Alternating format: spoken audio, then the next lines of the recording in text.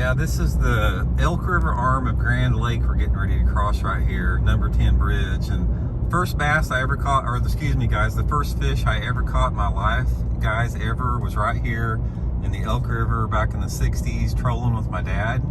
Remember that vividly, we were trolling up the river there a little bit more, caught it on a swimming minnow, trolling my first fish in my life. And see that bluff bank right over there? That bluff bank, I was with my dad and a friend of his back in 1971, and they caught a 9-pound, 2-ounce bass on that bluff right there on a white hellbender.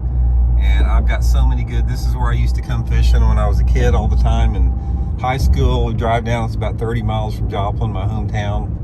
And I've just spent thousands and thousands of days on this lake. What's going on? Welcome back to the channel. Appreciate you guys tuning in. And down here at Grand Lake right now, getting ready to practice for the Bassmaster Open starting tomorrow here on Grand Lake. And I want to talk a little bit about, I'm not gonna sugarcoat anything in this video, because I think so many times you hear guys saying, oh, it's a great fishery and the fishing's gonna get better, and you know, Grand Lake is an awesome place to fish and all this type of stuff. I'm here to give everybody a dose of reality on this, because I don't think there's anybody in this tournament that spent as many days on this lake that I have. I've been fishing this lake since 1966 with my dad. Like I said, my mom and dad had a trailer house down here for 30 years. I spent thousands of days on the lake. I love Grand Lake, don't get me wrong. This video is not a video to trash Grand Lake. This video is my attempt to bring some awareness and to bring some heightened awareness to what's going on with Grand Lake in order to save it for the future generations, like, you know, I remember when I was a kid. So anyway, I'm going to give you guys a little bit of a background on Grand Lake is a shadow of itself from what it used to be in a lake. And you know, like I said, I saw it through the heydays. I remember as kids, we used to come down like in the back of Horse Creek, in the back of Elk River, and we would walk along the banks when the water was low and catch 3 and 4 and 5 pounders all the time on jitterbugs and crazy crawlers back then. Try doing that now. Just see if you can get a bite doing that now. This was back in the late 70s, mid to late 70s, early 80s. In the early 80s, when I started actually fishing tournaments down here, the lake was full of willow trees and buckbrushes. There was miles and miles of it across the lake, and it was all full of fish. And it was nothing to come down here back in the early 80s and take a 30-pound test line, your flipping stick, and a big jig and frog and catch 25 or 30 pounds of fish flipping the bushes. You know, those days are over. You can't do that anymore, simply because the developers have ripped out all of the bushes and the willows here to put houses in. That's been degraded there. On top of that, I've lost count, guys, how many lawsuits and fines have been slapped on some of the poultry plants around here, and some of the companies that have basically caused fish kills in the lake, polluted the lake, caused nutrient overloads, different type of point source pollution into the lake. They've been fined, they've been slapped on the wrist. They continue to do it over and over again. Management used to be a lot better on the lake. It used to be every fall they would drop the lake down way low and they would plant millet in it for the ducks. And this millet and the shoreline grass would grow up all around the lake. And in the fall, in the springtime of the year, and even in the summer too, in high water, you'd have flooded shallow grass all over the lake. Perfect spawning habitat, perfect cover for the bass. That doesn't happen anymore. But the worst thing that has happened to this lake is what's happened to where we are launching out of in the tournament at the Wolf Creek facility. This Wolf Creek facility has brought in, it has allowed Grand Lake to see the extent of tournament fishing pressure that is just unprecedented. You know, guys, I fish all over the country. I've never seen so many high-level, high-quality anglers as far as tournaments on a lake, just week after week after week. And obviously, aside from the fact, as far as the delayed mortality from those tournaments, which you do have in tournaments, it creates an educated fish that goes well beyond what the normal bass is. So the lake has the tournaments that have come to the lake as a result of the lake used to being a quality fishery is responsible for the lake to continue its downfall and to go downhill. And I'm not saying there's not bass in this lake. This lake is still a good lake and there's a lot of quality fish in it. But it's not the lake, it's a shadow of itself for people like myself that have fished the lake for 50 years and know what this lake used to be like, even with the techniques that we had that were not near as advanced. No GPS, no mapping, no advanced lure technology.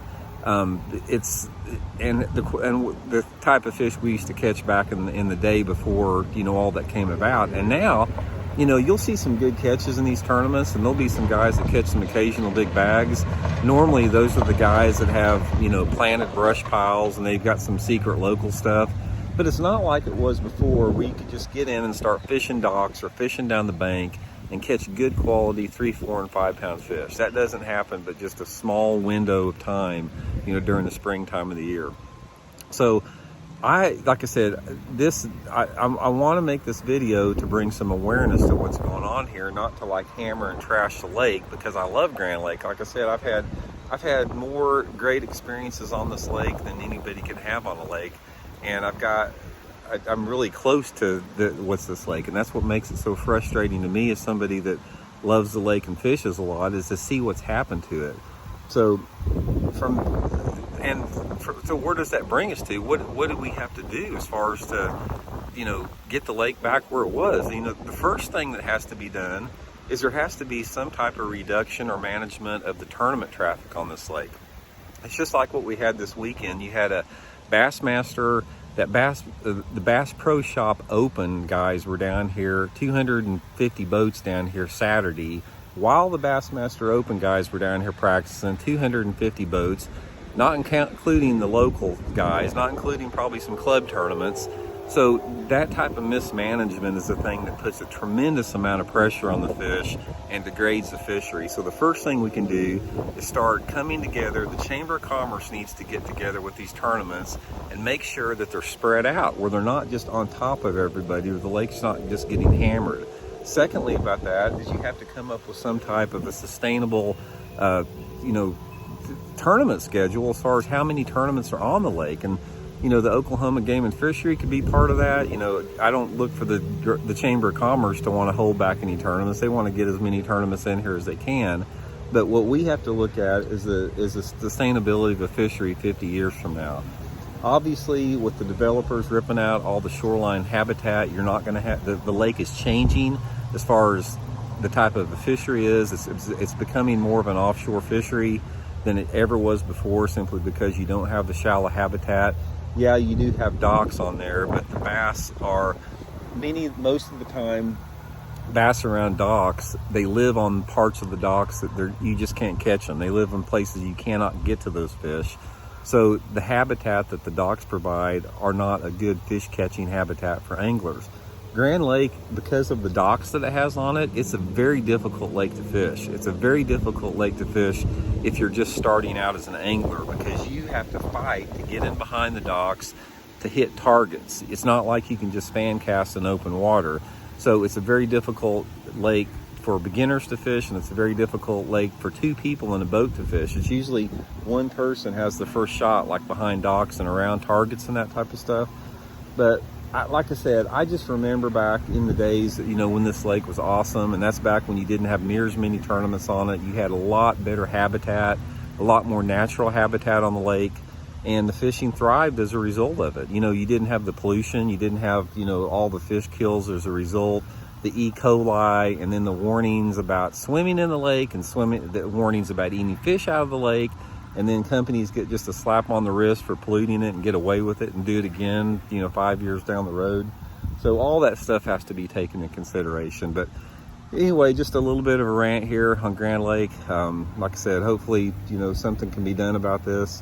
In a perfect world, we could, really, address all these situations and get them taken care of immediately. But there's too many vested interests pointing us in the other direction. So anyway, guys, I'm going to get out here tomorrow morning, hit the first day of practice. I'll give you guys a report after I get off the water to let you know how it went, and I'll keep you guys updated as the week goes on. We'll see y'all later.